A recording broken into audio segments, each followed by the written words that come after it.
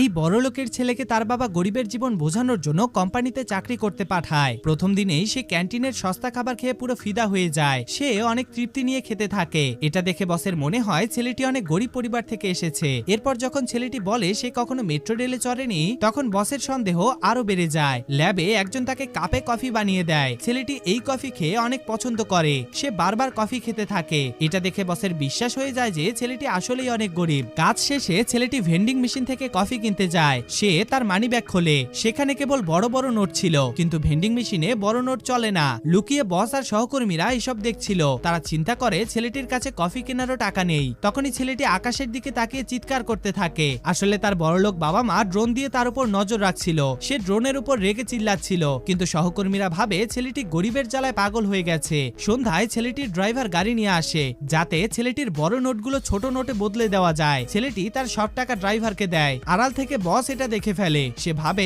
গুন্ডারা ছেলেটিকে লুট করেছে। তখনই ড্রাইভার ও বডিগার্ডরা ছেলেটিকে জড়িয়ে ধরে কাছে একটা ভিলাতে শিফট হতে বলে, কিন্তু বস ভাবে গুন্ডারা তাকে মারধর করছে। সে আর থাকতে না পেরে মাটি থেকে ধুলো নিয়ে বডিগার্ডদের চোখে ছুঁড়ে মারে আর ছেলেটিকে কোলে তুলে নিয়ে দৌড়ে পালিয়ে যায়। তারা একটা সস্তা রেস্টুরেন্টে গিয়ে পৌঁছায়। বস ছেলেটিকে অনেক খাবার এনে দেয়। ছেলেটি খাবার দেখে বলে সে এমন খাবার আগে কখনো দেখেনি। বসের মনে হয় ছেলেটি গরিবের কারণে কখনো ভালো খাবার চোখেই দেখেনি। বস নুডলস খেতে খেতে তাকে মোটিভেট করে আর বলে একদিন তারও অনেক বড় বাড়ি হবে। বাড়ি যাওয়ার আগে বস ছেলেটির মানিব্যাগে কিছু টাকা লুকিয়ে রেখে দেয়। সে জানতো না যে ছেলেটি যেই ছোট্ট বাড়ির কথা বলছিল সেটা আসলে কোটি টাকার এক বিলাসবহুল রাজপ্রাসাদ। পরের দিন সাধারণ মানুষের মতো জীবন কাটাতে ছেলেটি বাসে চড়ে, কিন্তু তার বাবা পুরো বাসটি ভাড়া করে নেয়। বাসে সে একাই বসেছিল। আশেপাশের মানুষরা এই আজব কাণ্ড দেখে পুরো অবাক হয়ে যায়।